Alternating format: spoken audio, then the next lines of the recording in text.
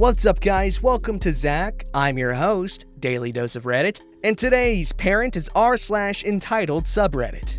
This story's called, "My Mom Thinks My Sister is Entitled to My Grandparents' Will." So this is a generally long story, dating back about 8 or 9 years ago from the beginning until now. I'll throw in a bit of context here to help you understand the situation a little bit better. My grandparents on my father's side of the family are really well off in wealth. They practically own all of the lands within a small city environment that was inherited from my grandfather's father before him and split between himself and his 2 siblings. They do business in renting out the land to companies, farmers, and homeowners, from my understanding. This has brought my grandfather's life worth up to roughly about $2.8 billion within his lifespan before he passed away.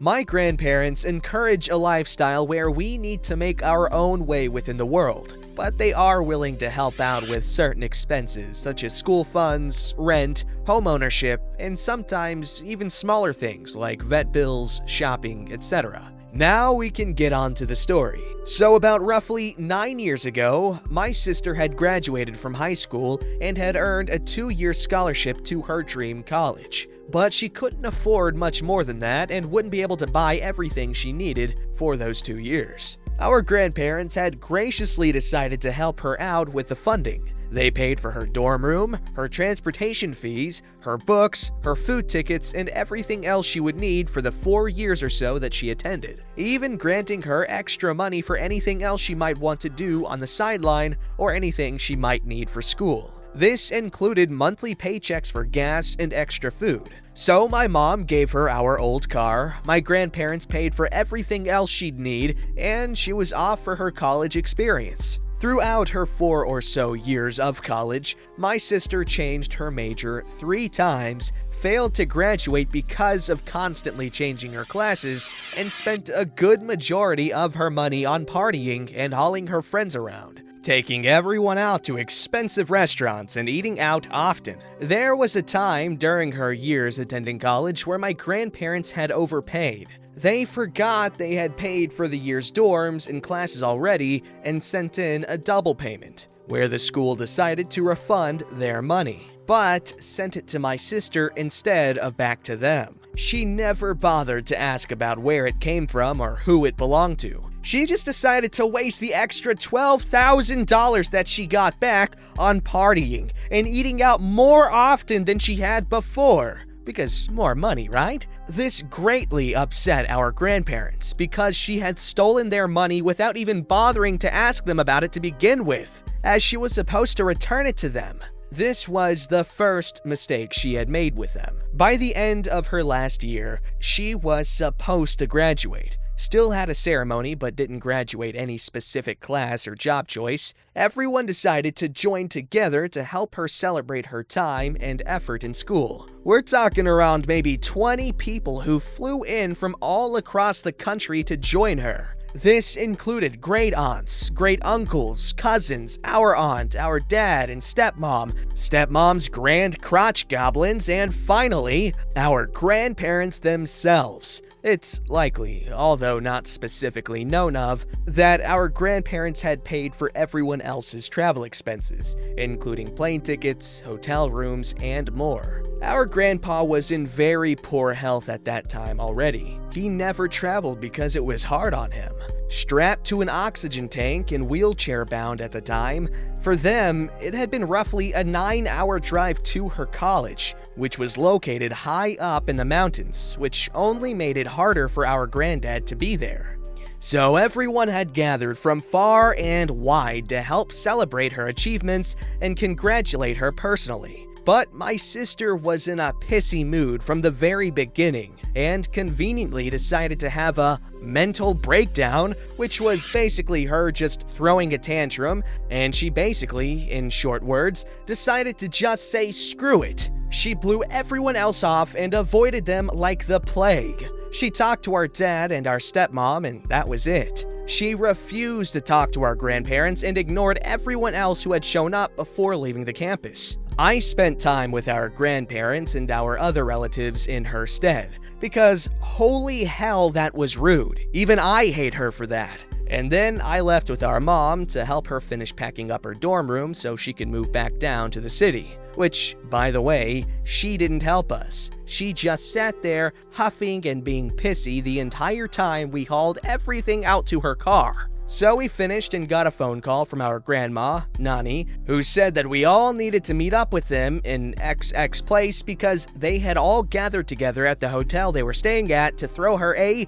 very expensive party to celebrate with her. But my sister decided to ignore them and went to visit Dad instead at his hotel shortly before making a straight drive back down into the city. This was her second mistake, which greatly pissed off our grandparents and relatives. She didn't give a damn. So a few years passed. My sister never really cared nor tried to keep contact with our grandparents, save for the one time she approached them to show off her boyfriend, and Nani had torn into her about how disrespectful and rude she had been, to which my mother defended my sister and lied about the money she stole and said it had been her own. And eventually, in October of 2017, our grandfather started ailing beyond a point of returning. His body was starting to fail, and he was getting ready to pass on. We had to force my sister to join us to visit him one last time before he passed. He had passed away on the 17th. He, deliberately we believe, cut his oxygen supply off and let himself go after all their family and friends had gotten to say goodbye for the last time. So now it was just Nani, and I swear, every time I visited her, which was often after he first had passed, she was going off about my sister stealing from them and being disrespectful and how Mom was trying to cover for her, and I knew. I mean, it wasn't anything new to me. My mom would always defend my sister's every action, good or bad. But I did eventually try to gently tell her to let it go. That it wasn't worth clinging on to because it would only stress her out and make her unhappy and miserable if she did. She didn't want to let it go, and I doubt it was over the money in general. I believe it was more because of her disrespectful attitude and coldness toward them. Granddaddy had a will written out that granted all of us, even my sister at first, roughly $150,000 to $280,000 in a trust fund that we would continue to grow over the years, but wouldn't be accessible to us until after Nani died. And, well, I guess 3 years later, she still hasn't been able to let that incident go, because we just got a letter in the mail from the lawyer about a week ago saying that Nani removed my sister from the will. I don't blame her for it. My sister is a real piece of work. She's money hungry, spoiled, just bad in general. She's our mom's little angel, so she gets away with everything and never thinks or cares about anything she does. My mom got so angry about that letter, though, that she actually threatened to sue my grandma for removing my sister off of the will. She went as far as to call my grandmother to complain about it, but chickened out of going off on her because Nani is just one of those people you don't want to piss off. She instead demanded that I share my portion of the will with my sister, and I told her no. She's an idiot, my sister deserved this, and I'll never see it as anything otherwise.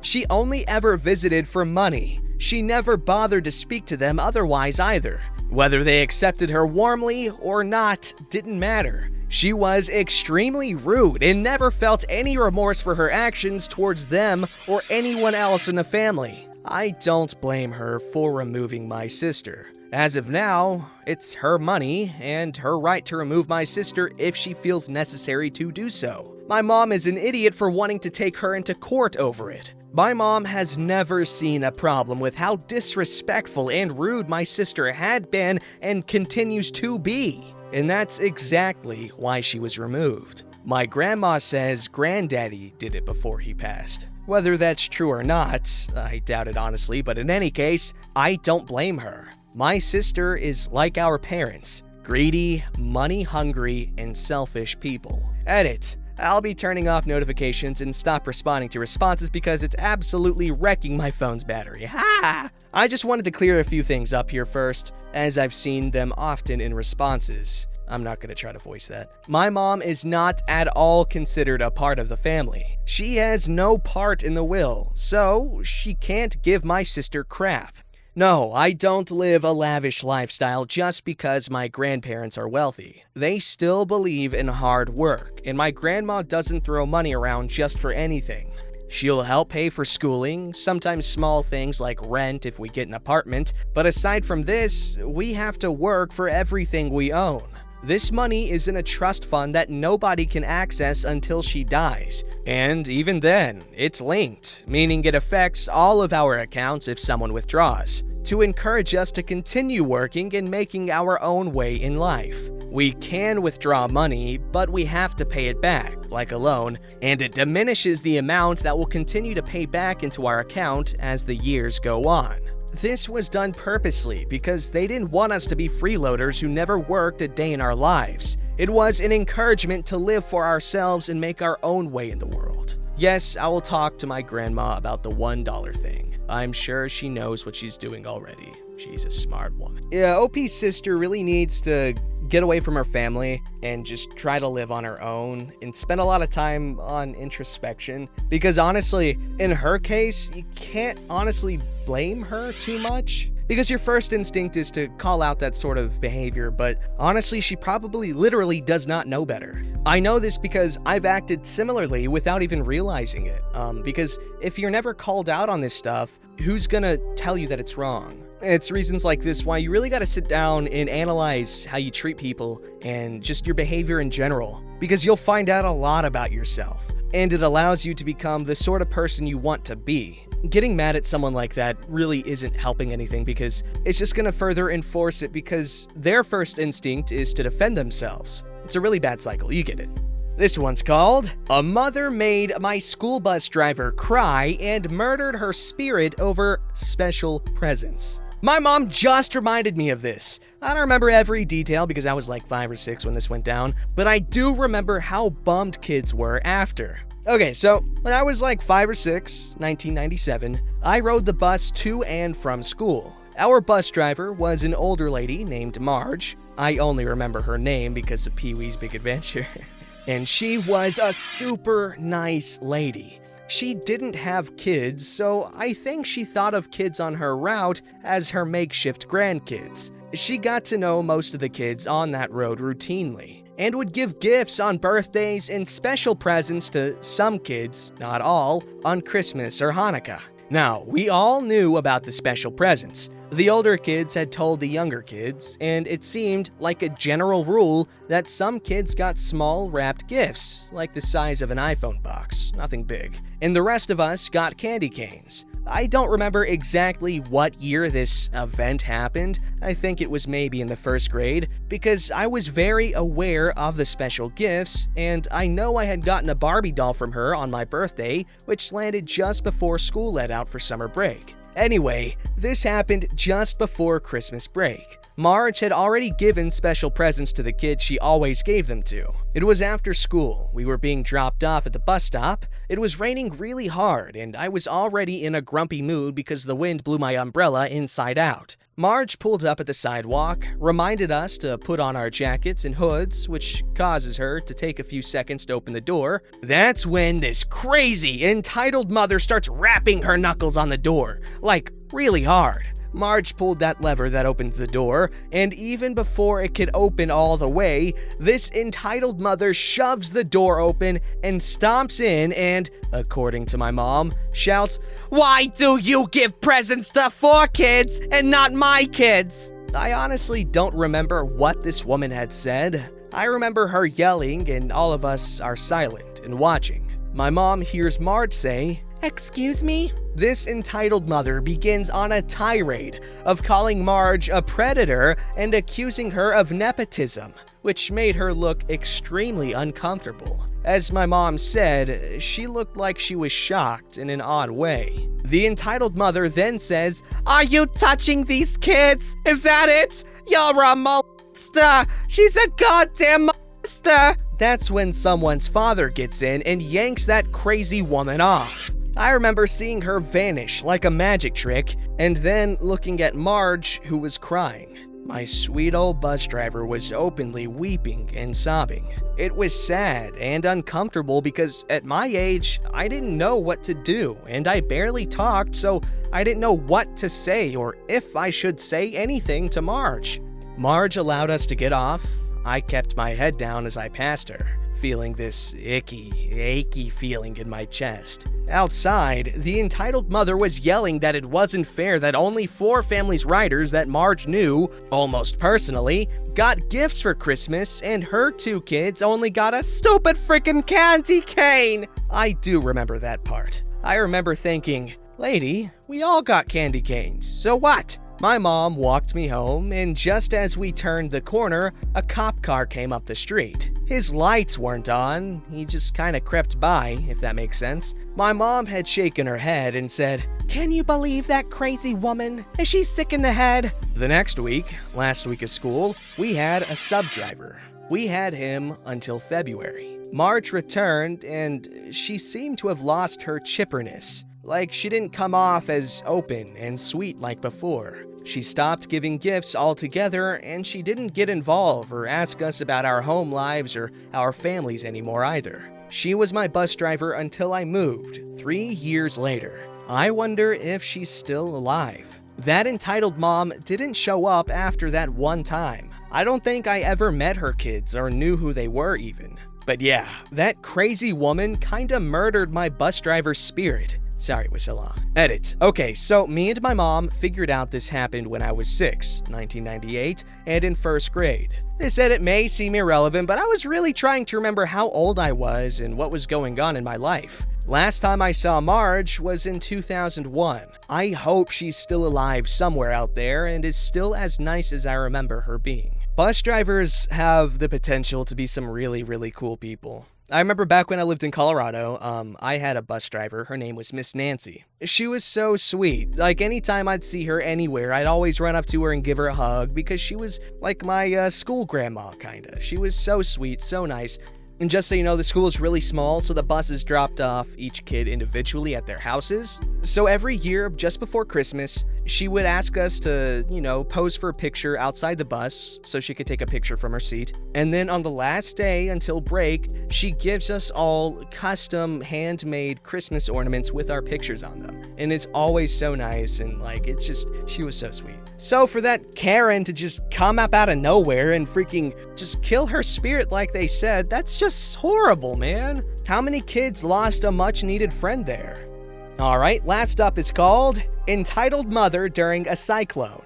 So today there was a cyclone in the Arabian Sea. This was the first time we got a cyclone in years, so people weren't sure how to deal with it. So our society decided to close the electricity for a few hours due to the cyclone. The whole society was given 2 days prior notice. On the day of the cyclone, I went to the society office to get a parcel. There, I saw our entitled mother talking, more like shouting, to the guards. "Why did you close electricity?" "Because a cyclone is coming and a power surge can happen." "Is that my fault? My son needs electricity so he can do his homework." "Sorry, but this is out of my hands. You can talk to the director, though." "Fine. Hope he won't be as useless as you." She then talks on the phone for 15 minutes with a lot of cussing and all after the call. "He told me I can have electricity." "I need to confirm." The director tells guard to only turn on her electricity. Finally, someone who has sense. She leaves the office with a smug look on her face. She goes up to her home and the guard turns on her house's electricity. After the cyclone ended, I found that there was a huge power surge, and the surge ended up frying all her home's plugged-in appliances, and her son's laptop got fried, making him lose all the work. Karma's a female dog, I guess. Ooh, this belongs in malicious compliance. That is some good stuff. So I don't have the most knowledge, or any knowledge, regarding power grids and all that jazz. So by having everyone's electricity turned off and hers on, Did that make the power surge so much worse than it would have been? Because I know that electricity is a lot like water in a pipe, sort of. So by closing off all these openings, you're increasing water pressure to whatever's left open. Is that how it works with electricity? Don't forget to like, subscribe, and hit that bell to never miss an episode.